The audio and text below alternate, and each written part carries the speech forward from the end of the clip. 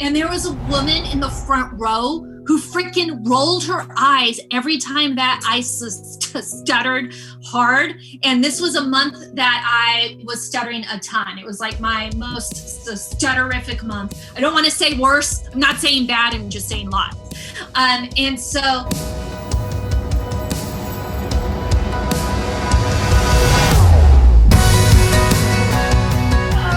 everyone give it up to Angelica, because she's doing some awesome work and bringing so many of us into the fold.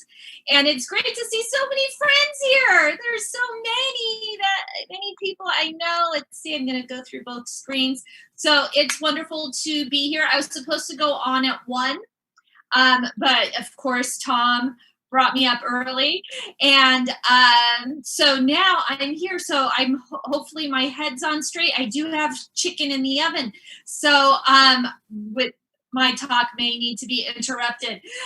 So what I wanted to do was talk a little bit about my own experience. I am a stand-up comic as well as a counselor at a community college working on accessibility for students with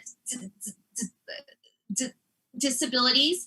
I come to you from Oakland, California, and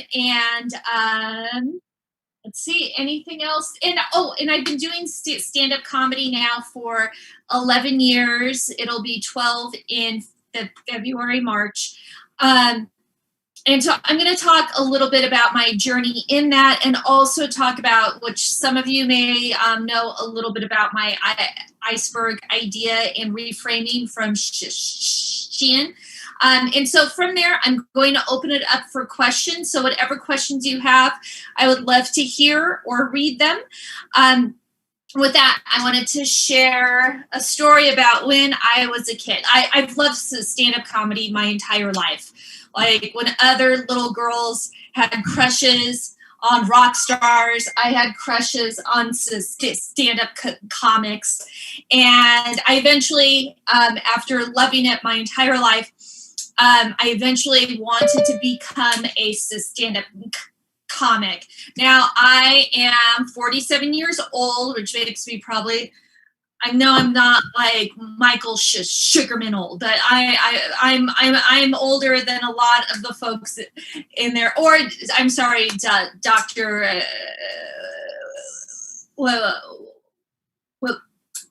Williams old. I'm not that old, but I am. That's for Dale. But I am, but I was pre-internet, okay? That is the world that I grew up in. It was pre-internet. And growing up, a lot of people who stutter, they either were killed by the end of the film or they killed someone else. Not the most positive role models. I always say the best role model that I had growing up was a cartoon pig who didn't wear pants. Like, not really the person who you want to model yourself after. And by the way, I have this. And Michael isn't here right now, but I'm going to share this anyway. He gave me this. I'm so honored to have this. In the 70s, the NSP, which is now the NSA, it's the National Stuttering Project, they wrote to Warner Brothers and said, we would love for Porky Pig to do like some PSAs, it's some public service announcements. And Warner Brothers wrote back and said, no, but here's a puppet. So this is a puppet from Warner Brothers when they, and it's now mine, and it lives in my kitchen in the background. But they sent this to Michael, and this is as much of the public service as they were going to do. Anyway, growing up, didn't have a whole lot of role models. The first time that I saw a woman stutter on TV, it was on the Howard Stern show. And you guys know Howard Stern now from America's Got Talent for for the Americans in the room, but he was the original shock jock. So he'd have naked women on, all that stuff. And he had on a woman when I was 23 who wore a bikini and sold hot dogs, and she stuttered. And back in the 90s, that is what would get you on the Howard Stern show. And I always say that when a feminist with a disability says the first time she saw herself reflected in the media was on the Howard Stern show, that the media could be doing a better job there. So not great. And I hope that we can continue to offer images that just aren't people overcoming their stuttering. That's not Mariah Carey saying things like, oh, just sing your way all the time, then you don't stutter at all. That we can have more authentic images. Anyway, going back to my journey into comedy, when I was a comedy nerd my entire life. And when I was around 11 years old, I started to think about wanting to be a stand-up comic. And through my teen years, I would write jokes. I would call up open mics, and I had like a written database of possible open mics. And I would call them up, and I'd ask them when they were and if they allowed minors. Because at the time I was like, around that time I was like 14, 15, 16. And there was this one day when I called up Dorsey's Locker, which is in Oakland, and I lived in Alameda, and now I'm in Oakland, so I'm from the Bay. And when I called up the Dorseys, I asked if minors were allowed at their open mic, to which the bartender yells to the rest of the bar, "This bitch wants to be Eddie Murphy." To which I then hung up the phone scared, because the bitch really did want to be Eddie Murphy. Like, that is something that was totally something that I wanted so badly, because I loved comedy that much. But I never got up on stage. And it wasn't the fault of the bartender at Dorsey's. It wasn't because my jokes sucked, which they really, really, really did. But the dream died because I didn't think someone who stuttered could be a stand-up comic.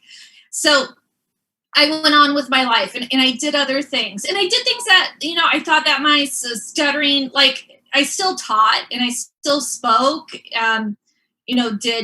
did public speaking, but I never thought that comedy would be something I wanted to do.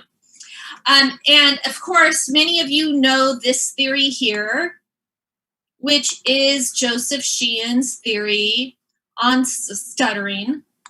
So as many of you know, Joseph Sheehan said that stuttering is like an iceberg. What you all see, or what others see of you, is the repetitions. And isn't it nice that we stutter on repetition, so we don't have to explain it, we can just show it, and also blocks. And so that's what the rest of the world sees. But beneath that is underneath the waterline are the feelings that are associated there. And Sheehan said that these things were included denial, shame, anxiety, guilt, fear, hopelessness, and isolation. Now, for me, that is something that I have experienced my entire life. There was shame around how I talked. And also, just to be clear, like, some days it's still there. Like we are in constant development around our speech, and especially around our feelings about our speech. I think so many times as people who stutter, there's that pressure that we have to be full acceptance 24 hours a day. Last night, I went to Nations Burgers with my friend Mean Dave. You may have read about him in my book, Stutterer Interrupted, on sale everywhere. Anyway, Mean Dave is one of my best friends. He's also a comic.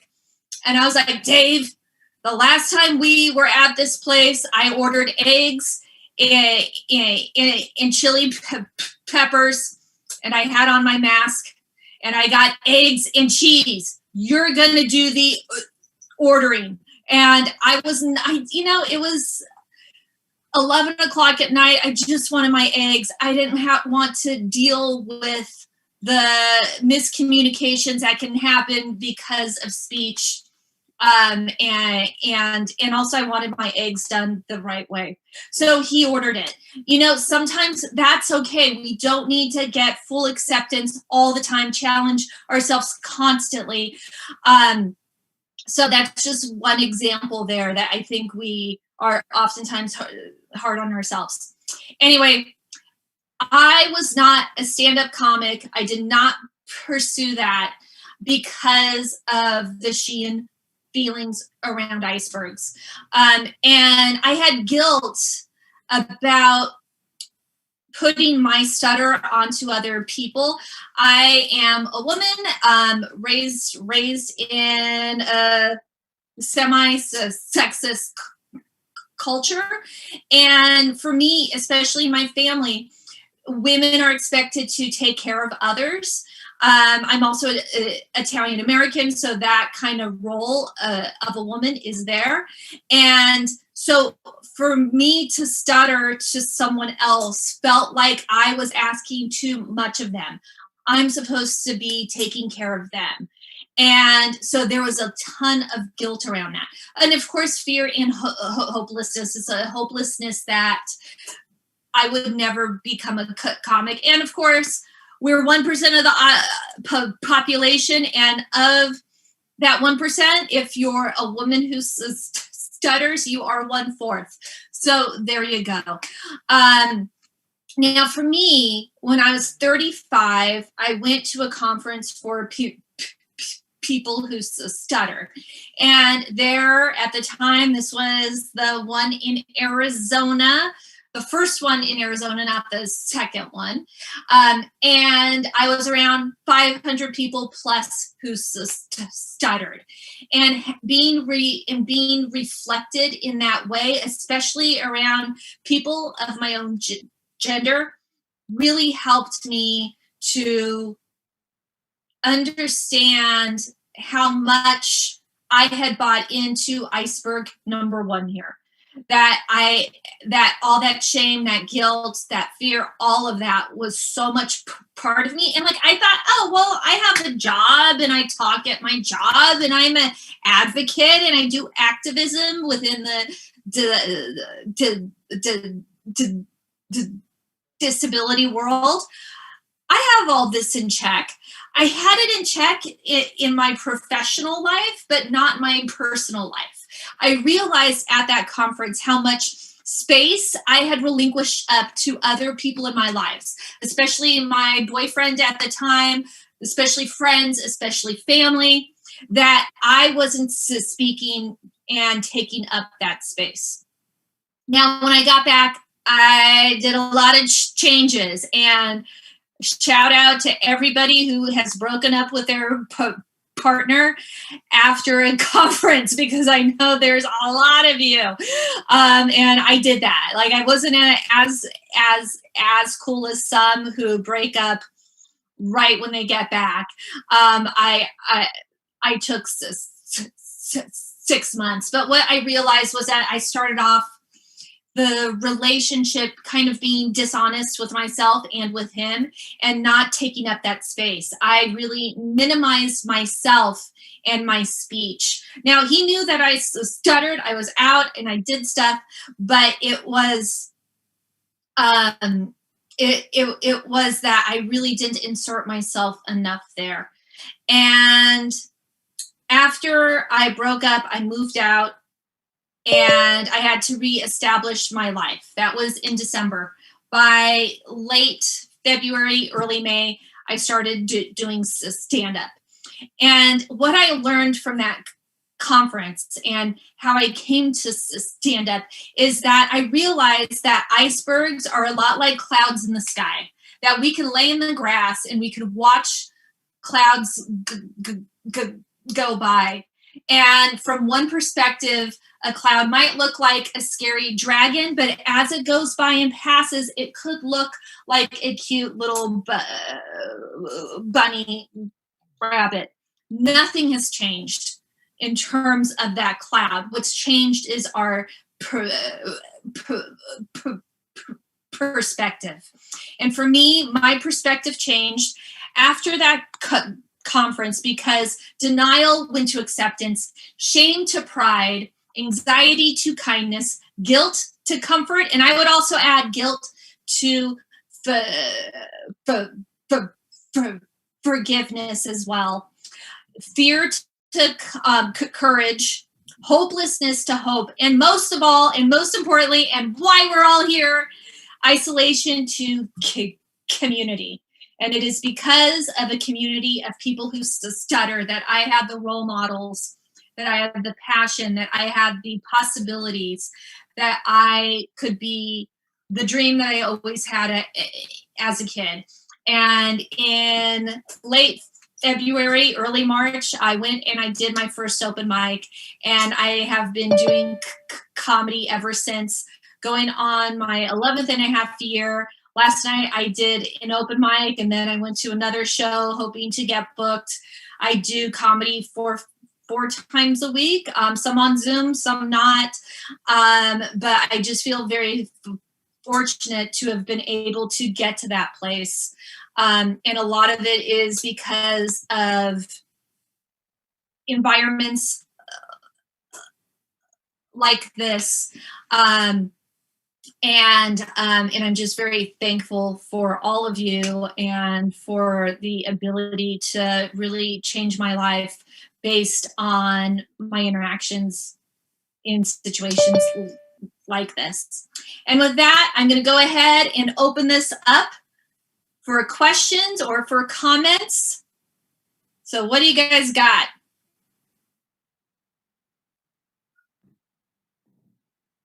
Look at this chat. Oh, always nice to hear from you.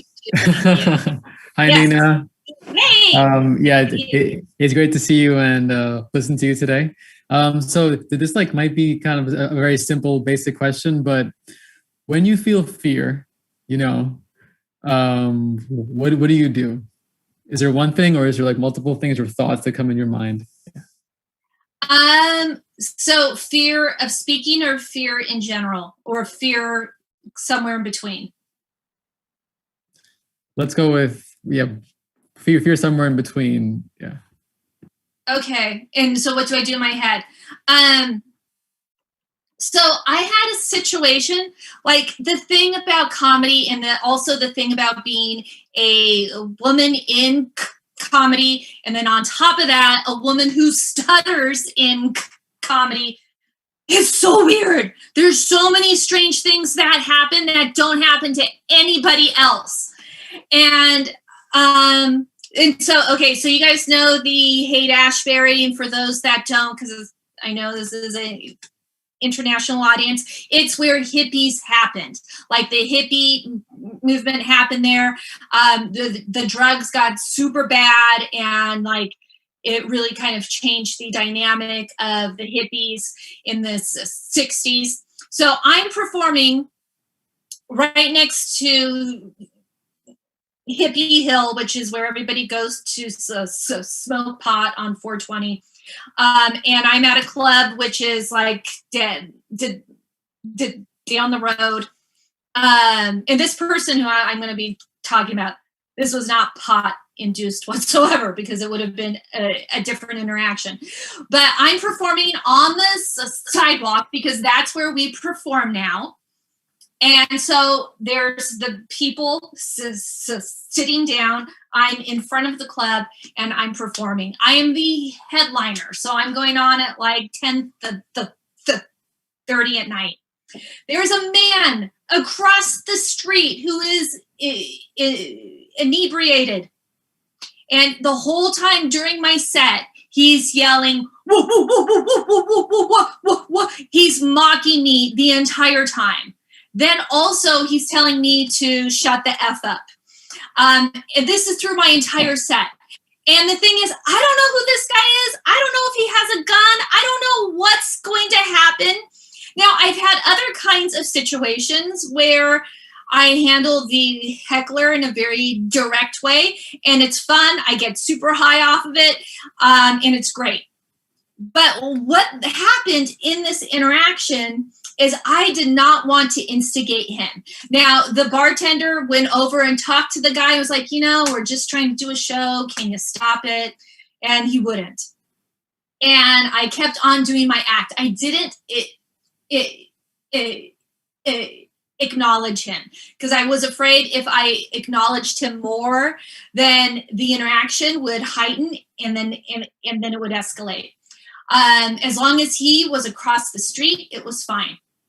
Then the audience, what was interesting is the audience was like this, it's been weird to perform to San Francisco audiences because after the pandemic, when they first got out, they were all in shock. They did not know how to interact. This guy yelling at me was the thing that kind of took them out of that weird zone. And so they started like flipping him off. They started to tell him, F you. So they started to fight with him where I was just like, I'm just performing. But it was afterwards, I was like, this audience found out what it's like to be me. And like, I really enjoyed that in like a masochistic kind of way. Like, I was like, they saw what my middle school was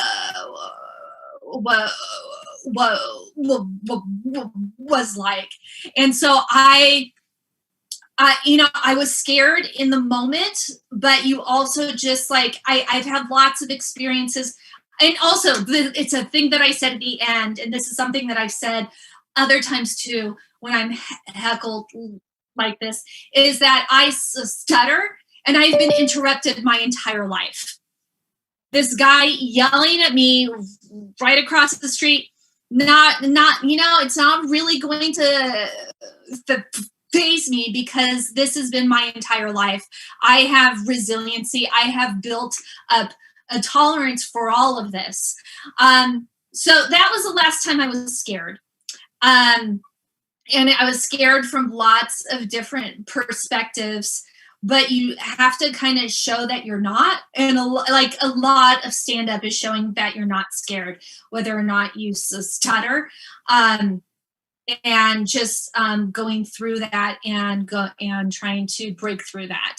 And then, then you go off stage and you're shaking because of what happened. But in the meantime, you just go through with it. And I think that's a lesson in other parts of my life too.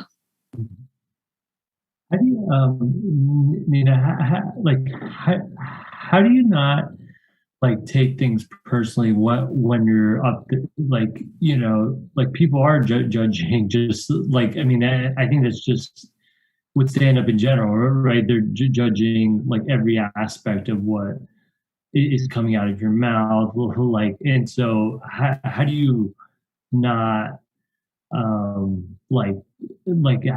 not let that sit with you, given the dynamics? Yeah, I think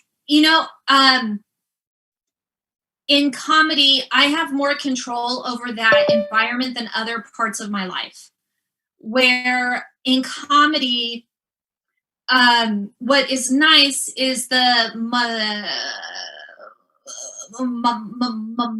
microaggressions that I experience, and those are those little things that happen to us every day, or sometimes once a week, or sometimes once a year. It all depends on you, and it could be on stuttering, or it could be around gender, it could be around sexual orientation or race, it could be any of that. And it's those weird things like, oh, did you forget your name? And I was like, oh, I was having a good day until you had to open up your mouth and say that crap. And so for me, what I love about comedy is that the microaggressions are on 10. They're right there. And so you can respond on 10. And that's what I really love, is there's no ambiguity. Like, I did a presentation for my job a few years back, so my day job, and there was a woman in the front row who freaking rolled her eyes every time that I stuttered hard. And this was a month that I was stuttering a ton. It was like my most stutterific month. I don't want to say worse. I'm not saying bad, I'm just saying lots. And so for me, she like rolled her eyes. And like, this was a presentation on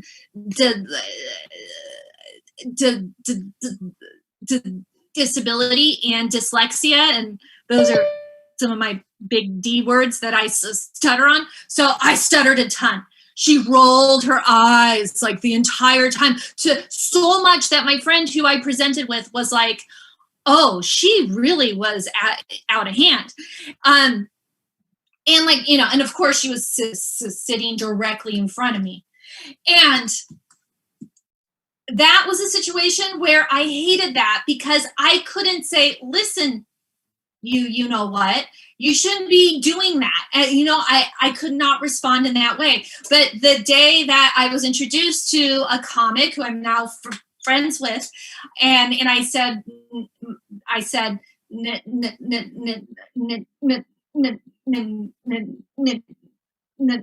Nina was my name, but I stuttered even less. He said, is that Nina with 5 N's? To which I said, no, that is Nina with 2 N's, and I flipped them off.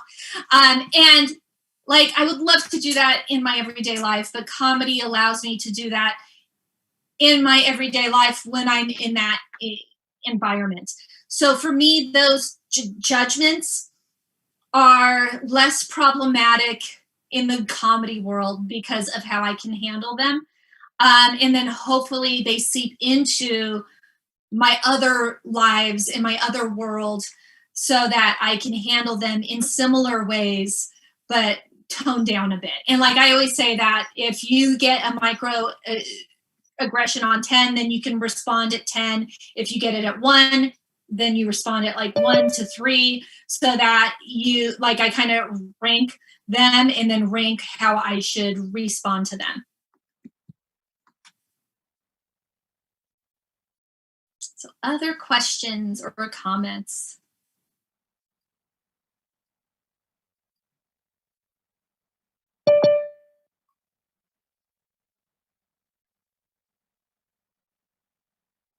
Okay, I'm seeing people clapping, so thank you. Appreciate that.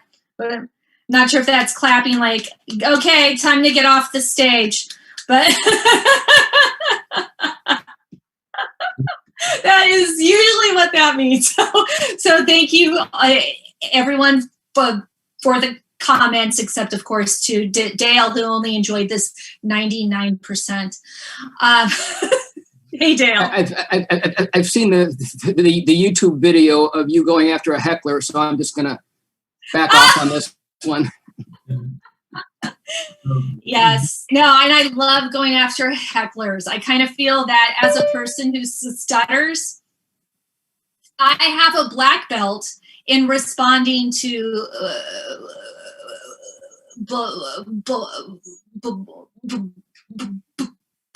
bullies. So much like the person who has a black belt who is an expert in karate, they walk down the street hoping someone attacks them just so they can just mess them up. I have that in terms of responding to bullies. So yeah, come on. please heckle me because I'm going to put you in your place.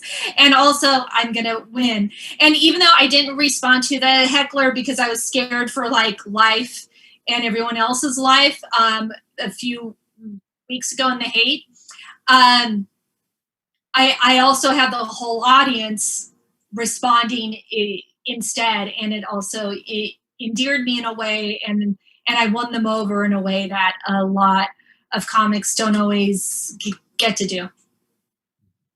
One other question I had for you, Nita, was there anything specific that you can recall that like you did to really build a lot of the inner confidence that you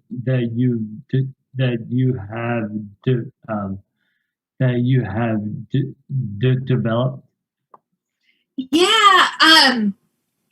I think in like confidence is such a hard thing. Like, yeah, I guess I have that, but also like, do I? I don't know. Sometimes it doesn't feel that way. I think there's also where I love comedy so much that like it overrides a lot of stuff. And also I just kind of got to a point where I was like, screw it. I'm just going to do the thing that I always wanted to do. I also think like having experiences that then you can draw on are really important. And because a lot of those experiences build up like a tool, like a toolbox of what to do the next time. And that's where the comedy part comes in, because anytime something weird happens, I'm like, okay, I didn't handle it exactly the way that I wanted to, but I am going to handle it like this the next time. So like I take a mental note, and I even have a journal that I write about after I do each set to say like, okay, I liked how I did this. I liked and I didn't like the way that I did that. So I reflect on things that happened and then what I could do for the next time. And I think that is something that I also carry on to my non-comedy life. Like, oh, this person rolled their eyes. And that person, what I did to her to get back at her is I talked to her every chance I got, and I didn't use any of the stuttering tools. I just stuttered the F out of everything. And so that was fun. I see some people smiling over that. So thank you. Other comments or questions? And I'm going to check on my chicken. I'm right here though. Okay, I better take it out. So yes. So like one activity we do in TISA at the end of communication workshops is we stand in a circle, and basically someone asks someone else, did you stutter? And then that person has to respond, with like a fun kind of witty comeback. So I'd love to hear like some of your comebacks. If we have till 4 minutes. Okay. So we have 4 more. What do we have? And I'm not sure actually. If you go to 4 o'clock or not, you can ask Tom. 2 minutes. Okay, so somebody says, okay, so say it again. Oh, okay. So blah blah blah. You're the fluent jerk. Go. So like if someone like I ask you, did you stutter? Yeah, genius. like there's just that. Once this guy, I was having such a good stuttering day, meaning that not that I was fluent, but I forgot that I stuttered. And that to me is the goal, is to not be so mindful of my speech. I just want to frickin' talk, and that's it. And there's this guy who I was talking to at a club. I was single, and I said my name, and he's like, oh, did you forget your own name? Like that.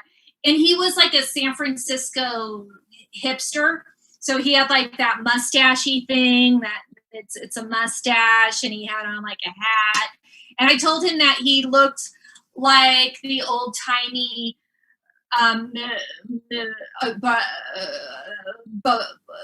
barbershop